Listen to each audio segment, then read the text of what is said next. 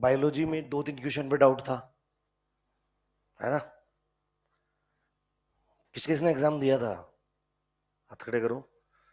तो डाउट था ना, एक तो फिग वाला क्वेश्चन था, अंजीर वाला, है ना? और एक वो टेपिटम वाला, याद है ना? दो ये है ना। एक वो पेडिग्री, कोई उसका 1/2 दे रहा था, कोई 1/4 दे रहा था ना। उसके वो सारे आंसर सही हैं जो अनअकैडमी की टीम ने दिए हैं। मतलब एनटी की आंसर की अनअकैडमी के आंसर की से 100% मैच कर रही है। हमने बनाई थी ये, मान लो। मतलब अब फिजिक्स की भी 100% मैच कर रही है और बायो की भी 100, इसीलिए इसीलिए मैं लेट हो गया। बायो की मैच कर रहा था जिनमें डाउट था।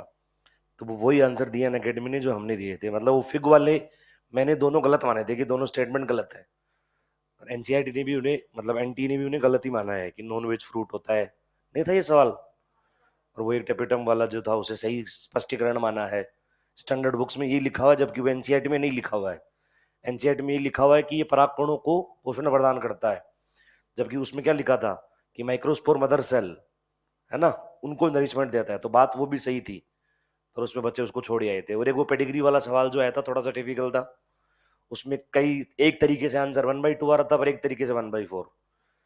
मैं 1/4 के साथ गया था, है ना, और आंसर भी 1/4 ही आया है। फिजिक्स के आंसर की भी अपनी जो थी वही यही है, मतलब 100% मैच हुई है। ये बड़ी बात है कि फिजिक्स की आंसर की मैच हुई है ना? क्योंकि लोगों से बनी भी नहीं थी फिजिक्स की आंसर की जब आंसर बना रहे थे। नहीं, आपने नहीं देखा कुछ ऑनलाइन टीचर्स? नहीं देखा था क्या ऑनलाइन?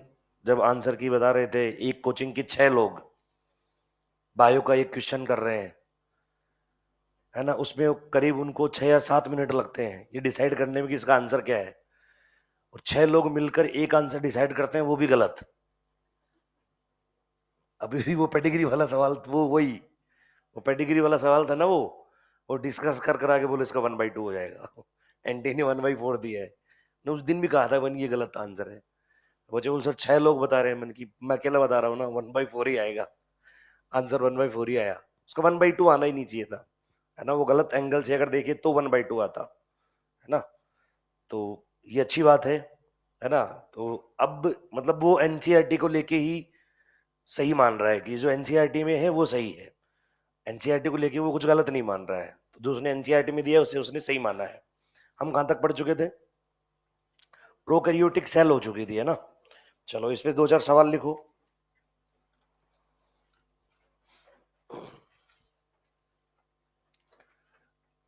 पहला क्वेश्चन लिखो, पोलिसोम के निर्माण हेतु, पोलिसोम के निर्माण हेतु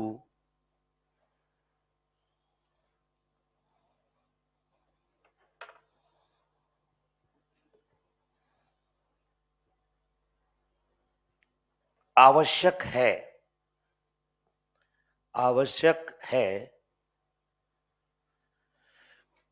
पहला ऑप्शन राइबोसोम, राइबोसोम। दूसरा मैग्नीशियम, मैग्नीशियम। तीसरा उपरोक्त दोनों,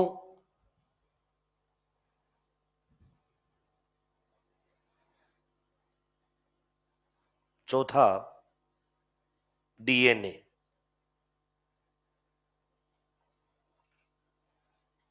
बताओ। मैग्नीशियम और राइबोसोम दोनों। अरे पोलिसोम कब बनेगा? अब मैग्नीशियम पे फंस जाएंगे कि यार मैग्नीशियम क्यों चाहिए? बताओ, मैग्नीशियम की आवश्यकता क्यों होती है? राइबोसोम की दो उप इकाइयां होती है, एक बड़ी और एक छोटी। बोलो हाँ या ना? उनको जोड़ने के लिए क्या जरूरी होता है? मैग्नीशियम। मिनिमम सांद्रता 0.001 मोलर, याद करो। तो इसलिए ना, यहां कंफ्यूजन हो जाएगा कि यार राइबोसोम तो चाहिए, ये तो याद है। मैग्नीशियम का क्या काम है? तो राइबोसोम की जो उप इकाइयां होती हैं वो किसके बिना नहीं जुड़ेंगी? मैग्नीशियम। तो आंसर चला जाएगा उपरोक्त दोनों। सही है? चलो अगला सवाल लिखो।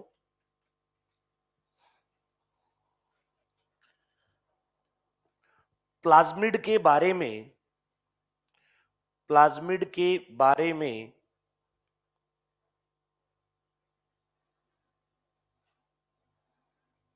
सही कथन है,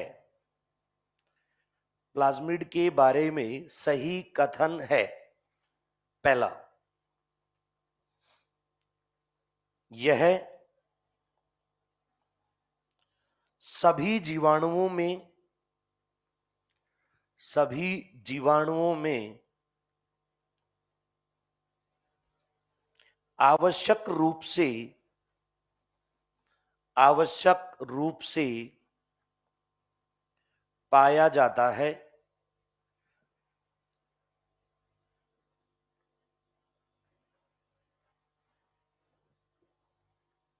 दूसरा,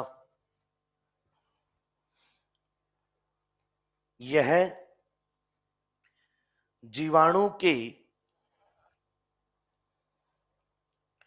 लक्षण प्ररूप में, लक्षण प्ररूप, प्रारूप नहीं होता, प्ररूप होता है, ये ध्यान रहे। हिंदी के एनसीईआरटी पढ़ोगे तो पता चलेगा। लक्षण, फिनोटाइप को हिंदी में लक्षण प्रारूप नहीं कहते, लक्षण प्ररूप। लक्षण प्ररूप में भूमिका रखता है, भूमिका रखता है। तीसरा, इसमें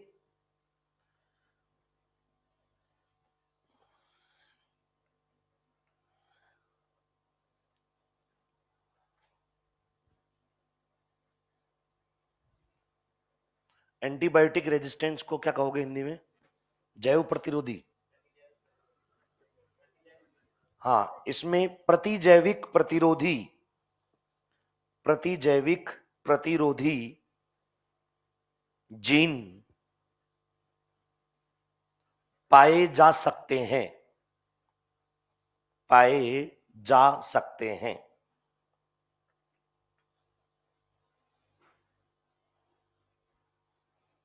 चौथा, 2 तथा 3, 2 तथा 3 सही है।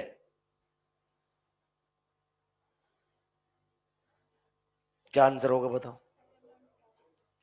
क्या सही है, थर्ड या सेकंड? सेकंड और थर्ड दोनों। कल क्या बताया था कि ये जो सेक्स पिलाई बनता है बैक्टीरिया पे, बोलो, इस सेक्स पिलाई का निर्माण कौन करता है? F gene. और एफ जीन कहां पाया जाता है? प्लाज्मिड में। और दूसरा मैंने क्या बताया था कि जो आर प्लाज्मिड होता है, कौन सा प्लाज्मिड? उस आर प्लाज्मिड में आर जीन होता है जो उसे प्रतिरोधकता प्रदान करता है, तो इसके चारों ओर आवरण बनाता है, बोलो। तो इसकी वजह से भी इसका लक्षण प्रारूप बदलता है। और एक मैंने क्या लिखा है, ये ध्यान रखना, तीसरा स्टेटमेंट, एक बात मेरी आज कान खोल के सुन लो, जो पुराने बच्चे वो जानते हैं, मेरी आदत है शब्दों के साथ खेलने की। मैं बहुत छोटे से बदलाव करता हूं लैंग्वेज में और तुम नहीं पकड़ पाते हो। जब माइनर का पेपर दोगे, वापस अब जाओगे, तब तुम्हें पता चलेगा कि ऐसा लिखा गया। जैसे मैंने तीसरा स्टेटमेंट क्या लिखा है कि इसमें प्रतिजैविक प्रतिरोधी जीन पाए जा सकते हैं। पाए ही जाते हैं गलत, पाए जा सकते हैं। ये जरूरी नहीं है कि प्लाज्मिड में एंटीबायोटिक रेजिस्टेंट जीन हो सकता है। अरे समझ में आया कि नहीं आया? और ऐसा भी जरूरी नहीं है कि प्लाज्मिड में एफ जीन बैक्टीरिया में प्लाज्मिड ये जरूरी नहीं है। बात समझ में आ गई? अगला सवाल,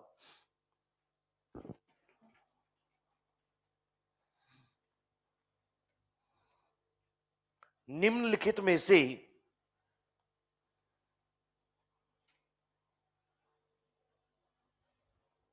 कौन सा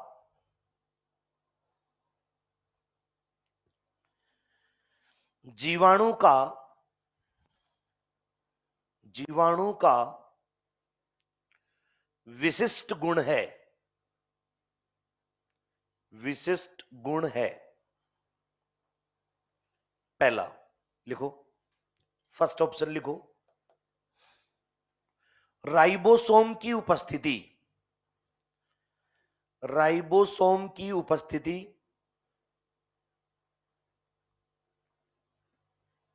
दूसरा पोलीसोम का निर्माण, पोलीसोम का निर्माण,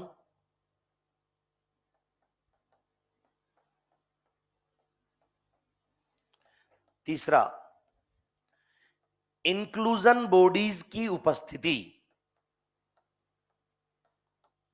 इंक्लूजन बॉडीज सामने लिखा है, इंक्लूजन बॉडीज की उपस्थिति, चौथा उपरोक्त सभी।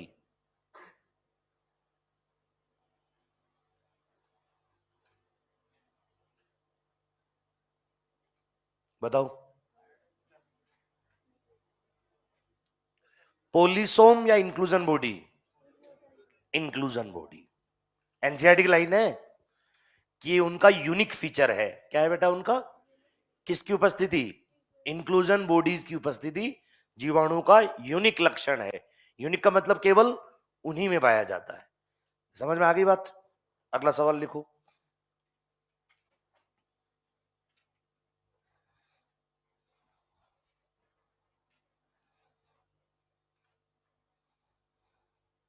जीवाणु से पहले क्या पढ़ा था अपन ने कल? शेप और साइज पढ़ा था, है ना? लिखो, जीवाणुओं के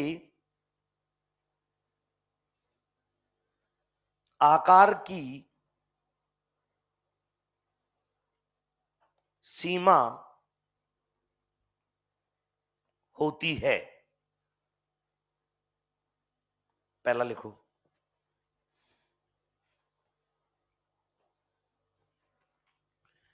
3 से 5 नैनोमीटर। बोर्ड पे लिख रहा हूं, पहला ऑप्शन है 3 to 5 नैनोमीटर, दूसरा 1 to 5 माइक्रोन मीटर, तीसरा 1 to 2 माइक्रोन मीटर, और चौथा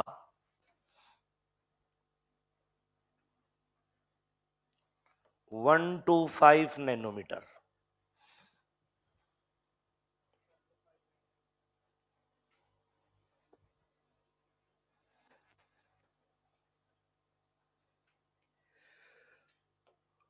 बोलो,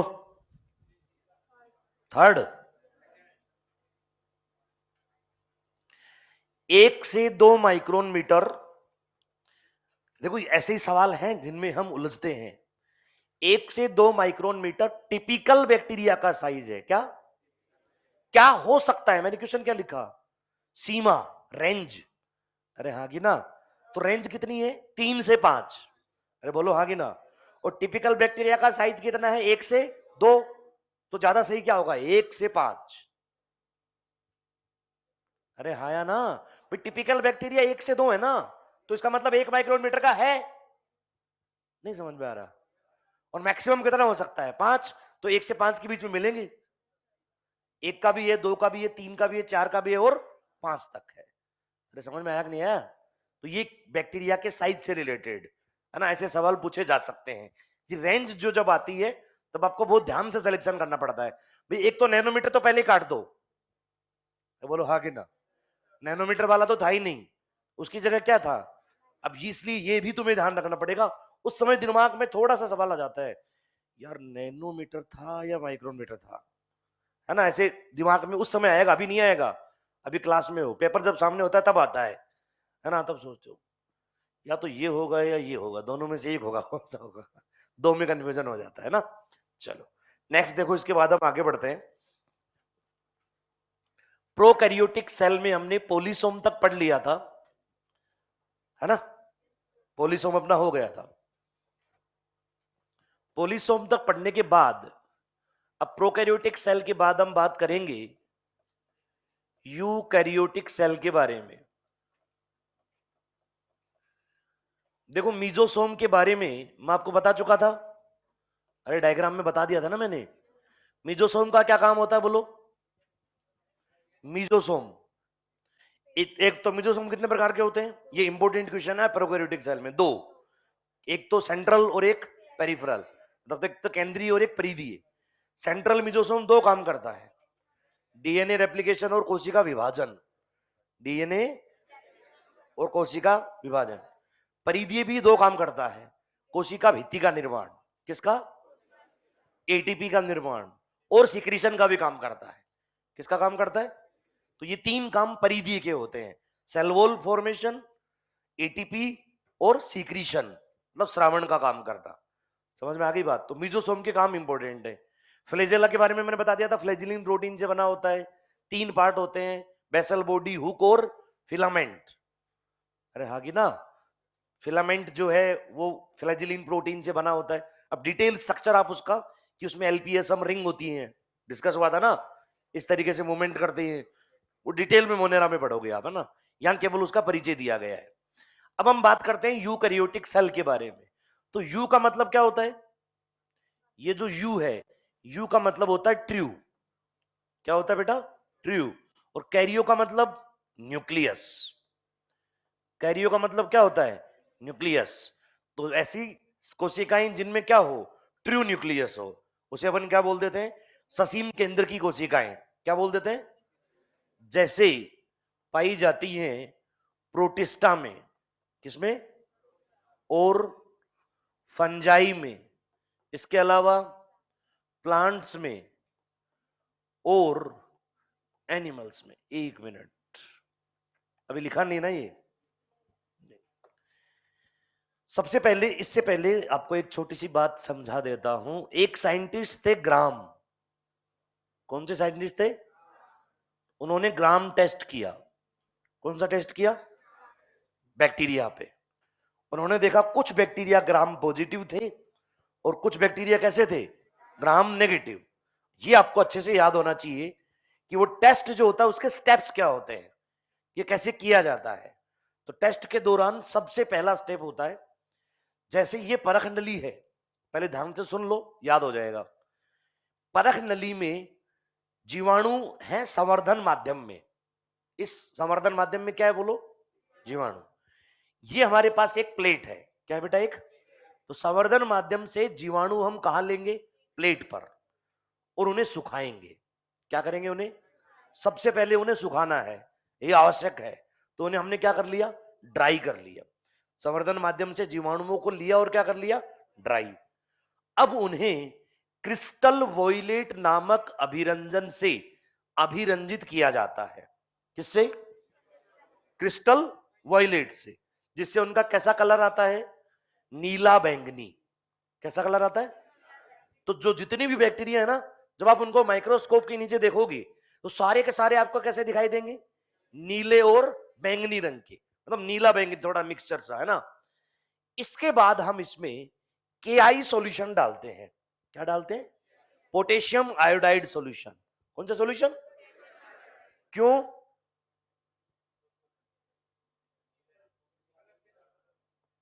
कलर को फिक्स करने के लिए। क्या करने के लिए? केआई सॉल्यूशन कलर को हटाता नहीं है, फिक्स करता है। क्या करता है बेटा? केआई सॉल्यूशन डालने के बाद जब आप उसे अल्कोहल से वॉश करोगे, किससे वॉश करोगे? तो अगर केआई सॉल्यूशन ने फिक्स कर दिया है कलर को, तो वहां से कलर नहीं जाएगा, और जहां फिक्स नहीं किया है वहां से कलर जाएगा। कुछ समझ में आया कि नहीं आया? दोबारा सुनो। संवर्धन माध्यम से प्लेट पर क्या लिए? जीवाणु। उनको सुखाया, सुखाने के बाद उन्हें क्रिस्टल वॉयलेट से अभिरंजित किया, तो कैसा रंग आया? नीला बैंगनी। अब क्या डाला?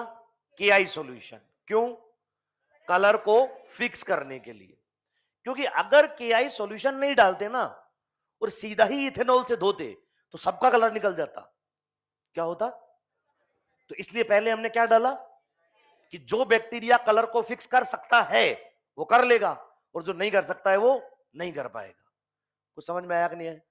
अब हमने इथेनॉल से वॉश किया। किससे वॉश किया? और उसके बाद माइक्रोस्कोप के नीचे देखा। किसके नीचे देखा? तो क्या देखा कि कुछ जीवाणु अभी भी नीले बैंगनी रंग के हैं। किस रंग के हैं? और कुछ रंगहीन हो गए। कुछ क्या हो गए? इसका मतलब कुछ ने अल्कोहल की प्रेजेंस में रंग छोड़ दिया? अरे बोलो हाँ या ना। अब ये कंफर्म करने के लिए कि वे जीवाणु है या नहीं, हमने सेफ्रानिन डाला। क्या डाला? सेफ्रानिन कैसा रंग देता है? लाल। कैसा रंग देता है? तो अब उस प्लेट पर हमें दो रंग दिखाई देते हैं, एक तो नीला बैंगनी और एक लाल। लाल रंग किसकी उपस्थिति को कंफर्म करता है? Gram negative bacteria. कौन से बैक्टीरिया? क्योंकि जो टेस्ट ग्राम ने किया वो टेस्ट तो उन्होंने नहीं दिया ना। अरे उन्होंने नीला बैंगनी रंग नहीं दिया ना। नीला बैंगनी रंग किसने दिया? दूसरे वालों ने। तो जिसका नीला बैंगनी रंग आया है उसने ग्राम का टेस्ट दिया है तो वो पॉजिटिव, और जिसने नहीं दिया वो।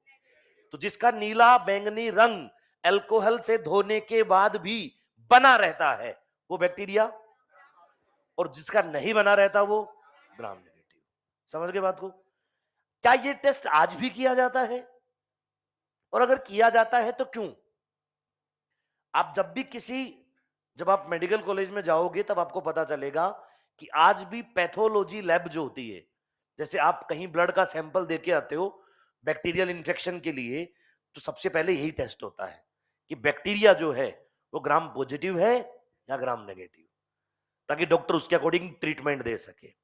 ये ग्राम वाला ही टेस्ट किया जाता है बेबी लैब में, ये चेक किया जाता है और इसी तरीके से किया जाता है। जब आप करोगे तब आपको पता चलेगा कि हाँ मैं सही कह रहा था, तुम्हें अपने आप याद आ जाएगा। तो जब ये पता कर लेते हैं ना कि ग्राम पॉजिटिव है या ग्राम नेगेटिव है, उसके बाद उसके अकॉर्डिंग उसको आगे प्रोसीड किया जाता है कि कौन सा बैक्टीरिया है कौन सा नहीं है, इस पे क्या इफेक्टिव ट्रीटमेंट होगा। बात समझ पा रहे हो? और ये देखा गया है कि जो अधिकांश पैथोजेनिक मतलब रोगजनक जीवाणु हैं वो ग्राम ऋणात्मक होते हैं। क्या होते हैं?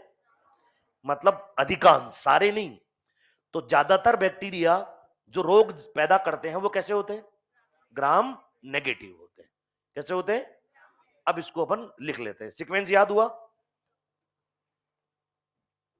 देखो, सबसे पहले हमने क्या किया, वो हेडिंग से पहले लिखना बेटा, ये ध्यान रखना।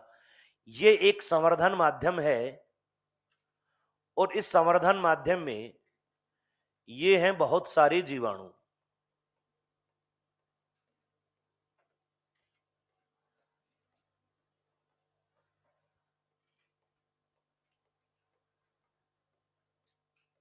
ठीक। अब यहां से जीवाणुओं को लिया हमने एक प्लेट पर। ये हमारे पास एक प्लेट है, इस प्लेट पर हमने जीवाणुओं को लिया और लेट देम ड्राई। अभी उन्हें क्या होने दो बेटा? अपने आप सूख जाएंगे जब आप संवर्धन माध्यम नहीं दोगे तो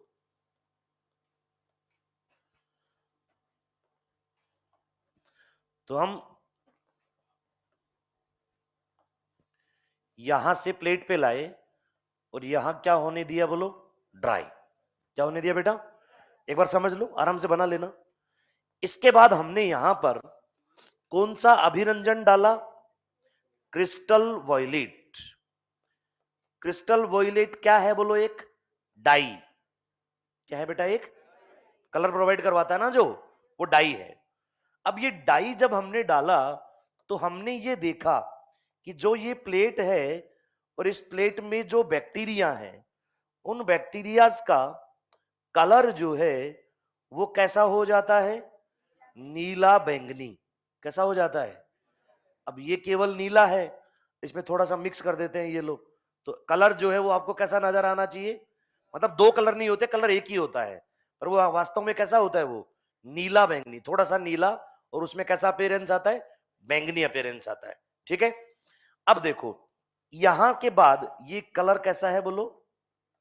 नीला बैंगनी रंग, ब्लूइश पर्पल कलर। ठीक है। अब इसके बाद क्या किया जाता है बोलो? यहां क्या डाला जाता है? के आई सोल्यूशन, के आई विलयन। क्या डाला जाता है? के आई सोल्यूशन डालने से क्या होता है बोलो? कलर फिक्स हो जाता है। क्या फिक्स हो जाता है? मतलब जहां कलर है अब वहां कलर अगर फिक्स होना होगा तो हो जाएगा, और नहीं तो अल्कोहल से वॉश करने पर हट जाएगा। तो ये बोलो के आई सॉल्यूशन जो है ये क्या करता है, कलर को या डाई को फिक्स करता है, डाई को क्या करता है, फिक्स करता है। अब इसके बाद आपको यहां इधर लिख रहा हूं मैं, ये तो अलग हो गया। इसके बाद क्या करते हैं, अल्कोहल, एब्सोल्यूट अल्कोहल या फिर एसीटोन, मतलब जिसमें 95% अल्कोहल होता है ना, से धोया जाता है। तो धोने पर क्या होगा बोलो, कुछ बैक्टीरिया अपना कलर खो देंगे। कुछ बैक्टीरिया जो है वो बैक्टीरिया क्या करेंगे, अपना जो कलर है वो कलर क्या कर देंगे, खो देंगे। और कुछ बैक्टीरिया अभी भी अपना कलर जो है वो बनाए रखेंगे। कुछ ने देखो अभी भी क्या बना रखा है, और कुछ जो है वो आपके सामने कैसे होंगे हैं, कलरलेस। कैसे हो गए हैं बोलो, अल्कोहल से वॉश करने के बाद। कुछ समझ आ रहा है। तो अभी भी जिन्होंने कलर बना रखा है, कंफर्म हो चुका है कि ये कौन से हैं बोलो, ग्राम पॉजिटिव। कौन से हैं ये, तो ग्राम पॉजिटिव का तो यही पता चल गया।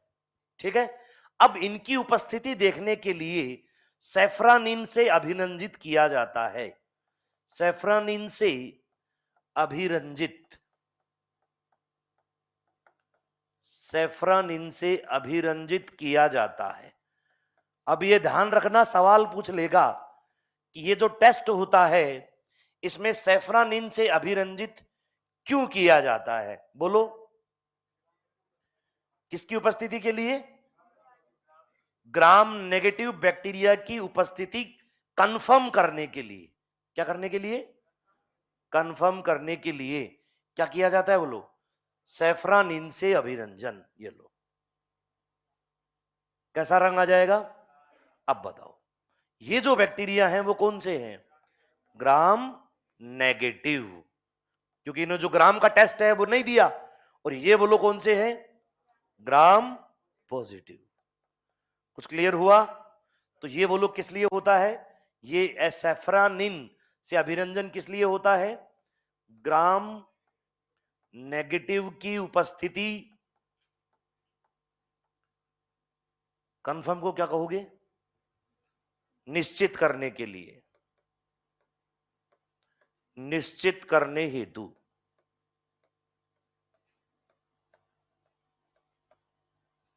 अब बनाइए, समझ तो आ गया ना ये, अरे बोलो हाँ या ना।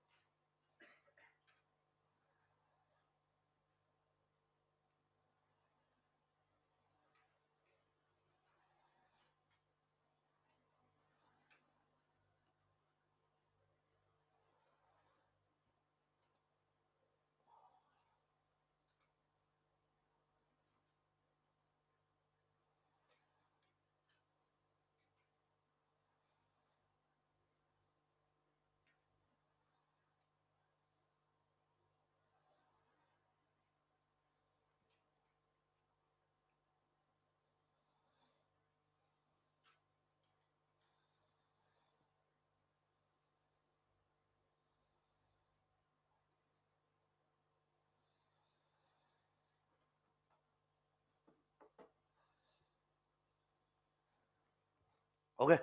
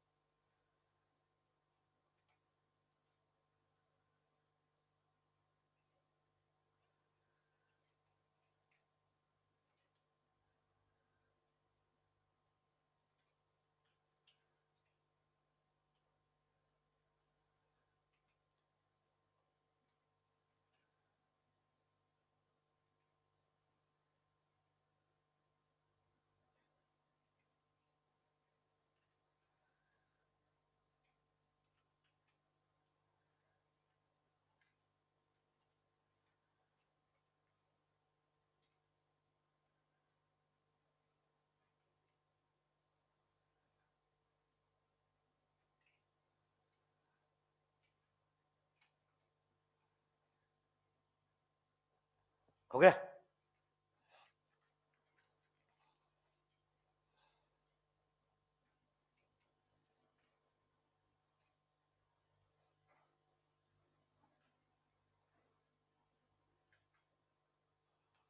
अब देखो, इसके बाद बात करेंगे अब हम, ये छोटा सा टॉपिक था जो हम पढ़ रहा था, अब हम बात करेंगे यूकैरियोटिक सेल के बारे में।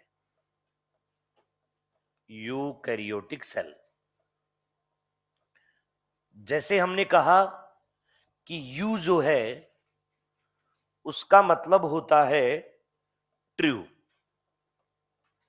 और कैरियो का मतलब होता है न्यूक्लियस। यूकैरियोटिक सेल पाया जाता है प्रोटिस्टा में, फंजाई में, प्लांट्स में एंड एनिमल्स में, इनमें पाया जाता है। अब ये याद रखना, सभी यूकैरियोटिक सेल, सभी यूकैरियोटिक सेल आइडेंटिकल नहीं होती। क्या नहीं होती? आइडेंटिकल मतलब एक समान, एकदम एक समान नहीं होती है। क्योंकि प्रोटिस्टा में देखोगे, फंजाई में देखोगे, प्लांट में देखोगे और एनिमल में, तो आपको अलग अलग प्रकार की यूकैरियोटिक कोशिकाएं देखने को मिलेंगी। इवन एनिमल में अलग अलग मिल जाएंगी, अरे हाँ कि ना, प्लांट में भी मिल जाएंगी, प्रोटिस्टा में भी और फंजाई में भी मिल जाएंगी। अब हम जब एक यूकैरियोटिक सेल की बात करते हैं, देखो तो कुछ शब्द आएंगे अब जो आपको हमेशा के लिए याद हो जाने चाहिए। जब हम यहां यूकैरियोटिक सेल की बात करते हैं तो देखो, यूकैरियोटिक सेल में हम यूकैरियोटिक सेल को दो भागों में विभाजित करेंगे और दो भाग बनाएंगे, इसके फिर पढ़ेंगे। सबसे पहले हम जो पढ़ेंगे वो पढ़ेंगे सेल बाउंड्रीज। क्या पढ़ेंगे? मतलब सेल की जो बाउंड्रीज होती हैं, सीमाएं होती हैं, उनके बारे में पढ़ेंगे। और उसके बाद हम पढ़ेंगे, लिखना बंद करो, जीव द्रव्य के बारे में। किसके बारे में? मतलब क्या कहते हो? प्रोटोप्लाज्म। क्या कहते हो? प्रोटोप्लाज्म। बाउंड्रीज में क्या क्या आता है जरा बताना मुझे। Cell membrane. क्या बेटा? अच्छा ये बताओ मुझे कि प्रोटिस्टा, फंजाई, पादप तथा जंतुओं में से कोई एक ऐसे जीव का उदाहरण बताओ जिसमें कोशिका झिल्ली नहीं पाई जाती। माइकोप्लाज्मा कौन बोला? ये दिख रहा है तुझे? है माइकोप्लाज्मा? खड़े हो जाओ। हाँ, और बोलो कोई। माइकोप्लाज्मा में कोशिका झिल्ली नहीं होती, ये कोशिका भित्ति नहीं होती। फिर जल्दबाजी तेरे को चांटा रख दूंगा, देख लेना अगली बार। बैठ जा। ऐसे, अरे भाई ऐसे नहीं हो, ऐसी कोई कोशिका हो ही नहीं सकती जिसमें कोशिका झिल्ली ना हो। क्वेश्चन है तो आंसर हो, ये जरूरी नहीं है। अरे समझे कि नहीं समझे? सुबह भी मैंने ऐसे किया था, 3 बच्चों ने आंसर दे दिया। कोई कह रहा है डाइनोफ्लेजिलेट, कोई कह रहा है स्लाइम मोल्ड, है ना? तो कुछ भी सोच रहे हैं। बिना कोशिका झिल्ली के कोशिका नहीं होगी। क्या बोला मैंने? ये लिखवाया था ना कि कोशिका के जीवित रहने हेतु क्या क्या आवश्यकता, याद करो। सबसे पहले कोशिका झिल्ली लिखवाई थी, फिर कोशिका द्रव्य, फिर जेनेटिक मटेरियल डीएनए तथा आरएनए, और फिर राइबोसोम। याद आया? तो कोशिका झिल्ली के बिना कोशिका कैसे होगी? तो इसलिए मत ऐसे मत सोचा करो कि पूछ लिया तो इसका मतलब है ही, कोशिका झिल्ली के बिना कोशिका नहीं। इसके बाद है सेल वॉल। सेल वॉल कुछ में पाई जाती है और कुछ में, जैसे जंतुओं में नहीं पाई जाती, पादपों में पाई जाती है, कवकों में पाई जाती है, प्रोटिस्टा में पाई भी जाती है और नहीं भी पाई जाती। दोनों उदाहरण है। जैसे युगलिना में नहीं होती। किसमें नहीं होती? युगलिना में सेल वॉल नहीं होती है। तो सेल वॉल। एक आप पढ़ते हो मिडल लैमिला, याद आया? क्या कहते हो इसे? मध्य पटलिका। क्या कहते हो बेटा इसे? मध्य पटलिका। ये किसमें पाया जाता है? मिडल लेमिला कहां पाया जाता है? प्रोटिस्टा में, बोलो, कवकों में, पादपों में या जंतुओं में? सवाल है, चारों ऑप्शन है तुम्हारे पास। पादपों में, बिल्कुल सही है। केवल किसमें पाया जाता है? केवल पादपों में। बोलो दूसरा सवाल, क्या सभी पादपों में? नहीं। एल्गी में? अच्छा, मेरा चार ऑप्शन देता हूं। निम्नलिखित में से, सोच समझ के जवाब देना, बहुत अल्टीमेट लेवल का सवाल है। निम्नलिखित में से किसमें मध्य पटलिका नहीं पाई जाती? क्या मध्य पटलिका नहीं पाई जाती? पहला ऑप्शन साइकस। साइकस नाम सुना है? अरे बोलो ना। साइकस क्या होता है? जिम्नोस्पर्म। मैंगो, चलो मैंगो तो सुना है। मैंगो क्या होता है? एंजियोस्पर्म। आम। तीसरा क्लेमाइडोमोनास। क्या? चौथा वोल्वोक्स। बताओ इन चारों में से किसमें मध्य पटलिका नहीं पाई जाती? बोलो। वोल्वोक्स और क्लेमाइडोमोनास। अरे एक बात बताओ, वोल्वोक्स एक कोशिकीय होता है या बहुकोशिकीय? अरे वोल्वोक्स एक कोशिकीय होता है, वो कॉलोनी बनाते हैं वो अलग है। मल्टी सेलुलर थोड़ी होता है यार। और क्लेमाइडोमोनास? अरे ये तो क्लेमाइडोमोनास है बस। तो ये कितनी कोशिकाएं हैं? एक ही तो है। तो किसके साथ मध्य पटलिका बनाएगा? मध्य पटलिका किसके बीच बनती है? दो पादप कोशिकाओं के बीच। अरे हाँ या ना? तो एल्गी में जो जो एक कोशिकीय हैं, क्या है, उनके में मध्य पटलिका नहीं पाई जाती। क्या नहीं पाई जाती बोलो उनमें? एल्गी में। अब प्लांट में कौन कौन आता है? एल्गी, ब्रायो, टेरिडो, जिम्नो और एनजीओ। अरे हाँ या ना? तो जो जो एक कोशिकीय पादप हैं, कौन से पादप, उनमें मध्य पटलिका या प्लाज्मोडेस्मेटा। मध्य पटलिका ही नहीं होगी तो प्लाज्मोडेस्मेटा कैसे बनेगा? अरे हाँ या ना? नहीं पाए जाते। तो आज के बाद याद रख लेना, दिमाग में लिख लेना इस बात को कि मध्य पटलिका का पाया जाना या प्लाज्मोडेस्मेटा का पाया जाना बहुकोशिकीय पादपों का लक्षण है। किसका लक्षण है बोलो? अभी मत लिखो, मैं मध्य पटलिका पढ़ाऊंगा तब लिखाऊंगा। केवल छोटा सा पॉइंट बताया एक। तो मिडल नमीला बोलो केवल किसमें पाया जाता है? एक कोशिकीय में नहीं होगा। क्या एक कोशिकीय पादप भी होते हैं? हाँ। पर उन्हें रखा कहां जाता है? प्रोटिस्टा में। क्लेमाइडोमोनास को कहां रखा जाता है? प्रोटिस्टा में। अरे बोलो हाँ या ना? तो लेकिन है वो पादप, ठीक है। अब इसको आगे बढ़ाते हैं। तो ये तीन बाउंड्रीज के बारे में हम पढ़ेंगे। मिडल लेमिला तब बनेगा जब बहुकोशिकीय होगा, सिंपल सी बात है।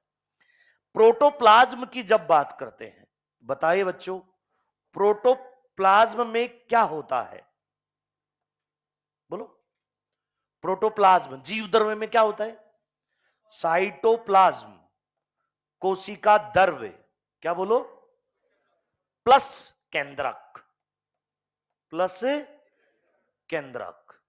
तो कोशिका द्रव्य और केंद्रक मिलकर क्या बनाते हैं? प्रोटोप्लाज्म। क्या बनाते हैं? लिखना बंद कर रहे? प्रोटोप्लाज्म। अब देखो स्टेटमेंट आएगा कि ए बच्ची इधर, खड़े हो जाओ। प्रोटोप्लाज्म मतलब जीव द्रव्य प्रोकैरियोटिक कोशिकाओं में पाया जाता है या यूकैरियोटिक कोशिकाओं में पाया जाता है?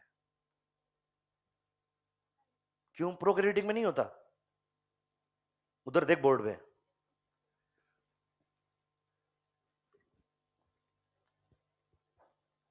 एक कोशिकी होने से मतलब नहीं है बच्चे। कोशिका द्रव्य होता है ना प्रोकैरियोटिक कोशिका में? होता है ना बेटा? केंद्रक, केंद्रक होता है?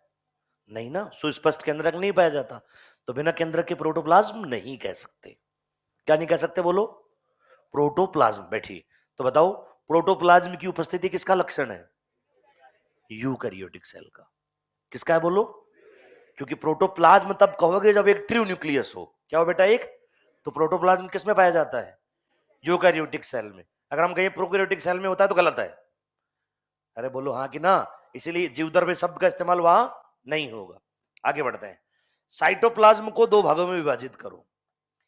एक तो लिक्विड पाया जाता है जिसे हम साइटो, क्या कहते हैं बोलो, और एक सेल ऑर्गेनेल्स। एक क्या पाए जाते हैं? सेल ऑर्गेनेल्स, कोशिकांग, सेल ऑर्गेनेल्स। साइटोसोल में क्या होता है? जो द्रव्य होता है, लिक्विड, उसे तो आप क्या कह देते हो? साइटोसोल। और उस द्रव्य में सभी कोशिकांगों को एक साथ क्या कहा जाता है? Trophoblast, sorry, trophoplasm. क्या कहा जाता है? ट्रोफोप्लाज्म का मतलब क्या होता है? सभी कोशिकांगों को एक साथ क्या कहा जाता है? ट्रोफोप्लाज्म। तो ट्रोफोप्लाज्म मतलब सारे कोशिकाएं एक साथ आ गए। क्लियर? अब बात आती है केंद्रक की कि भैया इस केंद्रक में क्या क्या होता है, बताओ। केंद्रक में होती है केंद्रक झिल्ली। अरे हाँ या ना? क्या केवल डीएनए ही होता है? केवल डीएनए तो केंद्रक नहीं हो सकता ना। केंद्रक झिल्ली और केंद्रक द्रव्य न्यूक्लियोप्लाज्म। बोलो हाँ या ना? केंद्रिका न्यूक्लियोलस। अरे हाँ या ना? और आनुवंशिक पदार्थ जेनेटिक मटेरियल। डीएनए होता है सामान्यतया, आनुवंशिक पदार्थ डीएनए। इसके अलावा एक शब्द और पढ़ते हो आप, और वो शब्द है प्रोटोप्लास्ट। क्या कहते हैं उसे? प्रोटोप्लास्ट। ये क्या होता है बोलो? ये होता है सेल मेम्ब्रेन, क्या, plus protoplasm. Cell membrane plus protoplasm, या इसे वॉल लेस सेल, मतलब भित्ति रहित कोशिका। कौन सी कोशिका? मतलब अगर पादप कोशिका से, किससे बच्चों? कोशिका भित्ति को हटा दें तो क्या बचेगा पीछे? अरे कोशिका भित्ति को हटा दिया तो क्या बचा? प्रोटोप्लास्ट। भी कोशिका झिल्ली होती है ना अंदर, और उसके अंदर सब कुछ क्या है? प्रोटोप्लाज्म। तो उसे क्या कहोगे? ये शब्द क्लियर है? मतलब पादप, अगर किसी कोशिका में, अगर किसी कोशिका भित्ति है तो भित्ति हटा दो, फिर जो बचा वो सब क्या है? और फिर सेल मेम्ब्रेन, ये बाउंड्रीज में आ गई। और प्रोटोप्लाज्म में क्या आएगा? Cytoplasm plus nucleus. समझ में आया कि नहीं आया? लिख दो।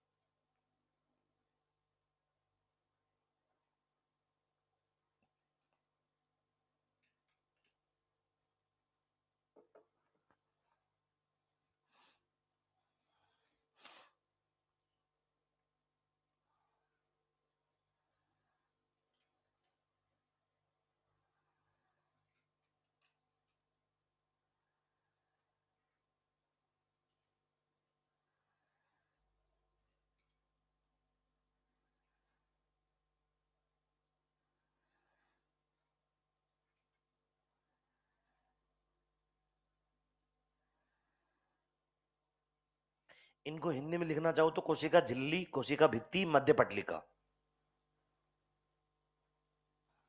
कोशिका झिल्ली, कोशिका भित्ति और मध्य पटलिका।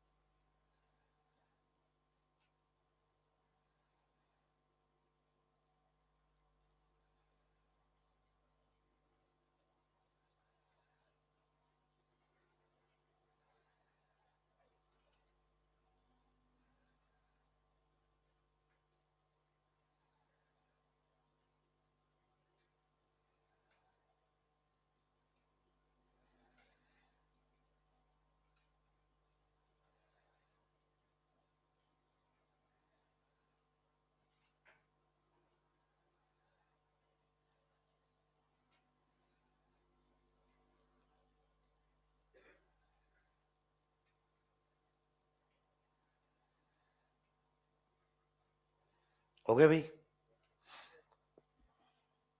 हटा दो इसको, थोड़ा जल्दी लिखा करो।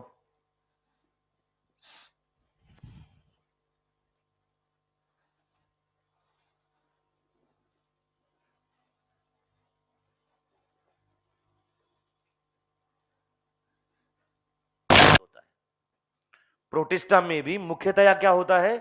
सेलुलोज।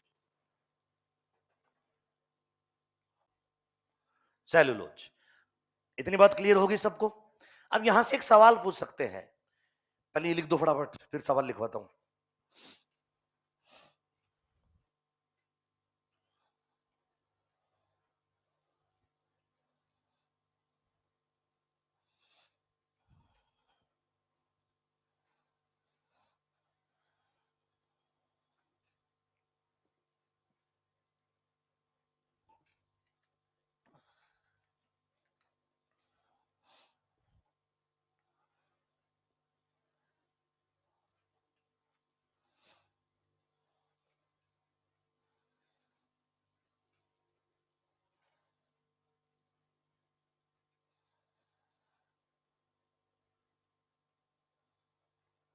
हो गया?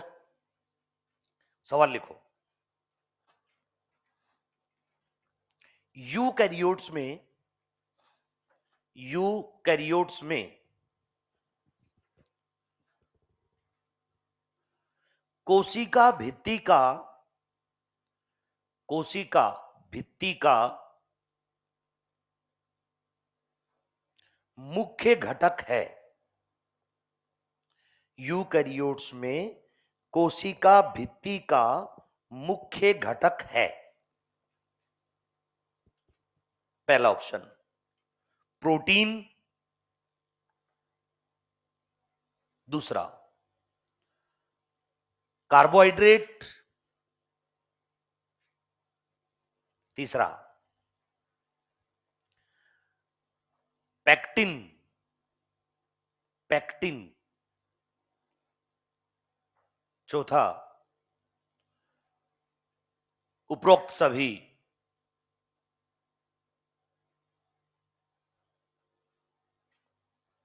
बोर्ड पे देख सकते हो, आंसर बोर्ड पे लिखा हुआ है।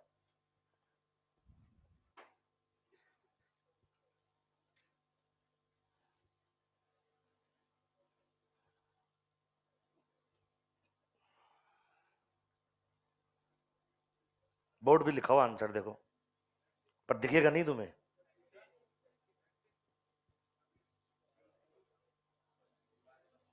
अब एक तो होगा ही, फिर ऐसे एक एक करके सारे ही बोल रहे हो। ये तुम्हारे सामने जितने नाम लिखे हुए हैं ना, अरे इधर देखो, ये तुम्हारे सामने जितने नाम लिखे हुए हैं, ये सब कार्बोहाइड्रेट है। सब क्या है? सेलुलोज। अरे इधर देखो ना, ओए लड़के, सेलुलोज क्या होता है? अरे तुम्हारा पेपर, कागज, सेलुलोज ही तो है। किससे बना हुआ होता है? मैं चमका दूंगा किसी को। सेलुलोज खुद कार्बोहाइड्रेट है, तो कार्बोहाइड्रेट से कैसे बने होगा? ग्लूकोज का बहुलक होता है। किसका बहुलक होता है? ग्लूकोज के बहुत सारे अणु मिलकर क्या बनाते हैं? सेलुलोज। तो ग्लूकोज कार्बोहाइड्रेट है, तो सेलुलोज भी क्या है? काइटिन भी कार्बोहाइड्रेट है। एन एसिटाइल ग्लूकोसेमाइन, ग्लूकोसेमाइन को तोड़ो तो क्या बना? अरे ग्लूकोसेमाइन को तोड़ो, क्या बना? Glucose plus amine. तो ग्लूकोज के साथ अमीनो ग्रुप जुड़ा और एसिटाइल ग्रुप जुड़ा, तो बन गया एन एसिटाइल ग्लूकोसेमाइन। तो ग्लूकोज के साथ एमाइन जुड़ने से कार्बोहाइड्रेट नहीं रहेगा, रहेगा तो कार्बोहाइड्रेट ही ना। तो काइटिन भी क्या है बोलो? सेलुलोज भी क्या है? यहां है नहीं, तो मुख्य घटक कौन हुआ? और तुम क्या ढूंढोगे? सेलुलोज। सेलुलोज तो लिखा हुआ ही नहीं मिलेगा। क्या लिखा हुआ मिलेगा बोलो? कार्बोहाइड्रेट। तो अगर अगर इधर सुनो, अगर यूकैरियोट ऑप्शन में नहीं, क्वेश्चन में अगर मैं यूकैरियोट नहीं लिखता, मैं लिखता कि कोशिकाओं में क्या, तो भी आंसर कार्बोहाइड्रेट ही होता।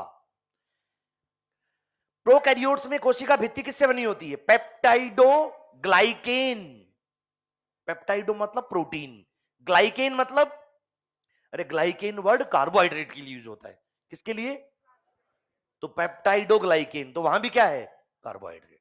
तो चाहे कोई भी कोशिका हो, अगर उसमें कोशिका भित्ति है तो कोशिका भित्ति का मुख्य घटक कौन होगा बोलो? कार्बोहाइड्रेट होगा। कौन होगा? क्लियर है? चलो नेक्स्ट, इसके बाद देखो, अब हम बात करते हैं आगे cell wall in plants. Cell wall की बात करते हैं, वो भी किसमें? पादपों में। सेल वॉल की बात करते हैं और वो भी किसमें? पादपों में। लिखना बंद कर दो, बोर्ड में ध्यान दो। यहां से एक बहुत अच्छा सवाल बनता है, पादपों में कौन कौन आते हैं? सबसे पहले बोलो एल्गी। कौन आते हैं? एल्गी के बाद ब्रायोफाइटा, ब्रायोफाइटा, फिर टेरिडोफाइटा, फिर टेरिडोफाइटा, अनावर्त बीजी जिम्नोस्पर्म, अरे हागी ना, और आवर्त बीजी एंजियोस्पर्म। बस, या इसके बाद कुछ है? होमोसेपियंस? नहीं। अब आपको पहले याद करना है एल्गी, फिर ब्रायो, टेरिडो, जिम्नो और एंजियो में कोशिका भित्ति के घटक। किसके घटक? और बच्चों इतना इंपॉर्टेंट सवाल बनता है ना एल्गी से, मैं बता रहा हूं क्योंकि मैंने सुबह वाले बैच में भी बता दिया था। और अगर मैं ये क्वेश्चन माइनर में डाला तो 101% सबका गलत होता। तुम में से कोई भी ये सवाल एनसीईआरटी तुम्हारे सामने रख दूं तो भी सही नहीं कर पाएगा। एनसीईआरटी तुम्हारे सामने है, है ना एनसीईआरटी तुम्हारे पास? तो इसमें कोशिका, सवाल में कोशिका भित्ति के घटक बता दो। एनसीईआरटी है, एनसीईआरटी क्यों नहीं लाते भाई? हाँ तो निकालो उसे। जी सर। चाय का क्या हुआ? भूल गए क्या?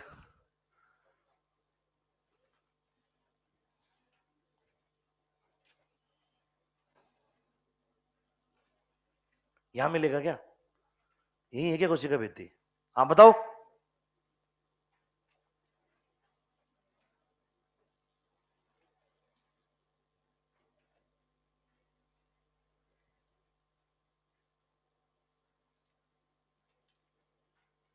आठवें चैप्टर में देखो, इधर बोर्ड पे ध्यान दो। ऐसा सवाल बनता है, क्वेश्चन इस तरीके से फ्रेम होते हैं। देखो इधर बोर्ड पे ध्यान देना। सबसे पहला घटक है इसका सेलुलोज, ये तो होगा ही होगा। क्या होगा बोलो? और गैलेक्टेंस। क्या होगा बोलो? और मेनेंस। गैलेक्टेंस और मेनेंस। मेनेंस के बाद बोलो कैल्शियम कार्बोनेट। अरे ये कैसे भूल रहे हो? और मिनरल्स। क्या बेटा?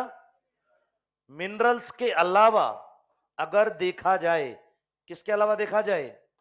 मिनरल्स के अलावा अगर देखा जाए,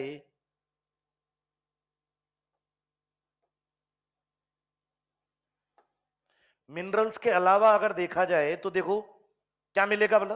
और यहां अगर कुछ मिलेगा, अब ये एनसीईआरटी में पॉलीसल्फेट एस्टर, क्या बोला मैंने? ये कहां है बायोलॉजिकल क्लासिफिकेशन में? कहां है? टेबल है ना वो, एक एल्गी वाली, याद है जिसको अभी ये बच्चा देख रहा था?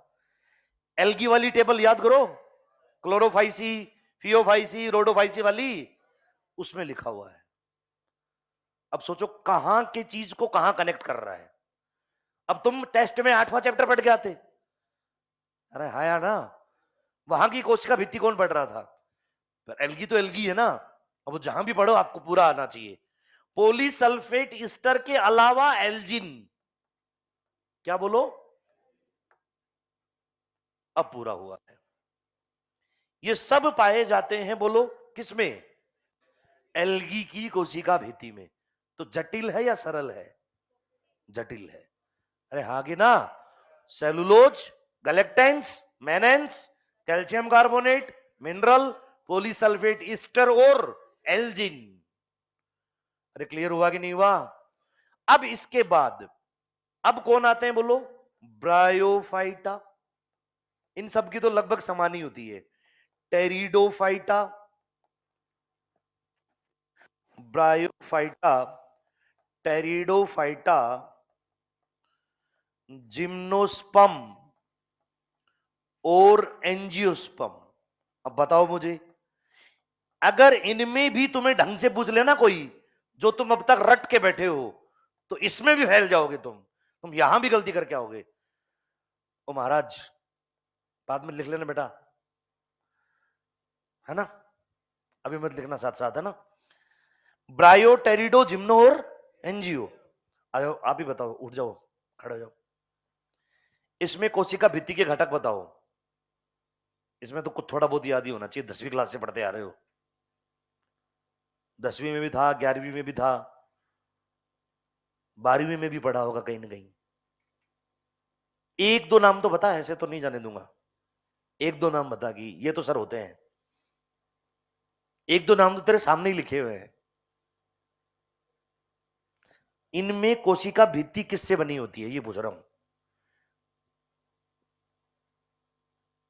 ये पादप ही है ना? तो पादपों में किससे बनी होती है? बोर्ड पे देखो ऊपर क्या लिखा हुआ है।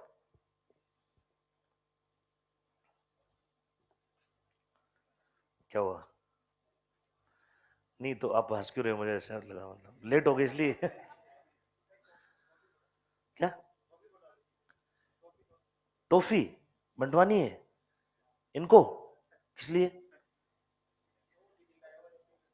रिजल्ट आ गया? जेई वाला क्या? तो जेई वाले के इनको भी मिलेंगी क्या? हाँ तो बंटवा दो, तब तक मैं चाय पी लूंगा। हाँ तुम बताओ तब तक। फिर तुझे दो मिलेगी, सेलुलोज और, बैठ जा। घबराए मत कर, है ना? ऐसे घबराना नहीं होता, या तो गलत होगा या सही होगा। अब ये आदत डाल लो तुम, विशेषकर लड़कियां। इन दो तीन को तो, इनको तो है आदत, अब तुम डाल लो। मैं बिना, ऐसी कोई क्लास जाएगी नहीं कि मैं किसी न किसी से कुछ ना कुछ नहीं पूछूंगा। इसी से तुम्हारा इंटरेक्शन मेरे साथ बढ़ेगा। नहीं तो तुम पूरी साल शर्माते घूमोगे, पता नहीं ऐसे दूर दूर निकलोगे मुझसे। अरे समझे कि नहीं समझे? इंटरेक्शन टीचर से जब तक नहीं बढ़ाओगे, तब तक ढंग से डाउट क्लियर नहीं होंगे। समझो बात को तुम। इंटरेक्शन बढ़ाओ, तुम बड़ा भाई समझ लो, दोस्त समझ लो, कुछ भी समझ लो, है ना? टीचर समझ लो, कुछ भी समझ के बस तुम बोल लिया करो, पूछ लिया करो। देखो इनमें बात करें तो एक इधर देखो मेरी तरफ बोर्ड पे, सेलुलोज, हेमी सेलुलोज, बोलते जाओ, पैक्टिन, प्रोटीन, बोलते जाओ, H2O, मिनरल्स। सब किसको पता थे? सब पता थे तुझे? तीन तो दिख गए ना, तो सारे थोड़ी बताते हैं, है ना? ये सब जो है वो किस में पाए जाते हैं बोलो? इनकी कोशिका भित्ति में। क्या क्या होता है बोलो? हेमीसेलुलोज, पैक्टिन, प्रोटीन, H2 और मिनरल्स। क्लियर है सबको? लिख लो अब।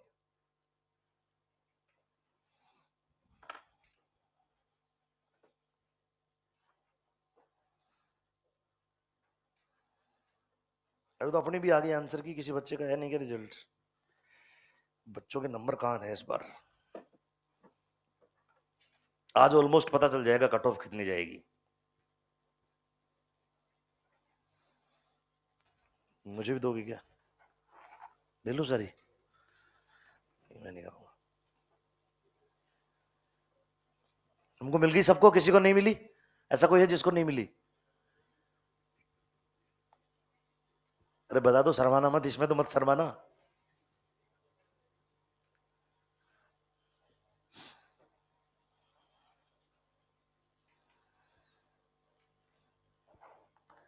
पिछली बार इसी क्लास में हिंदी मीडियम लगता था, और एक रूम पूरा भरा हुआ रहता था। इस कोने से लेकर उस कोने तक और इधर से इधर तक, इतने बच्चे थे पिछली बार हिंदी मीडियम में। अभी वो रिजल्ट का इंतजार कर रहे हैं, फिर आएंगे।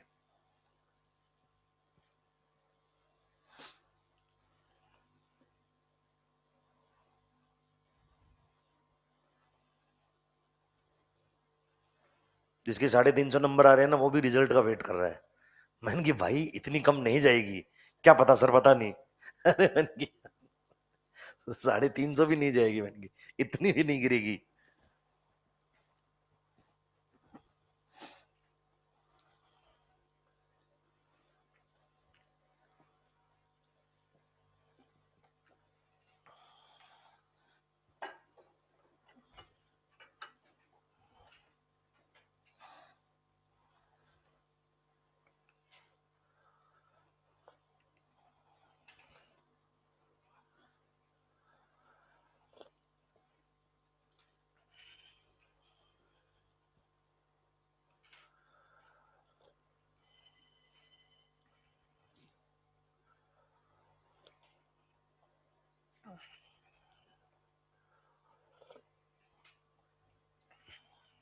कल यहां तक पढ़ के आना।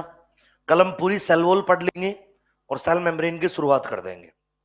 ठीक है बेटा। और नेक्स्ट लेक्चर तक, उससे अगले 2 लेक्चर में ये सेल मेम्ब्रेन, मिडल लेमिला सब पूरा हो जाएगा ना।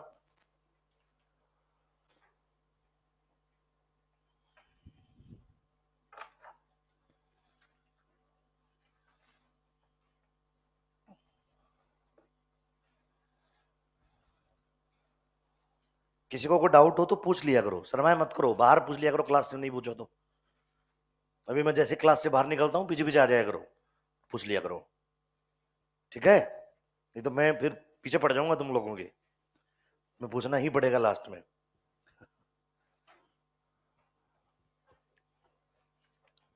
थैंक यू बेटा।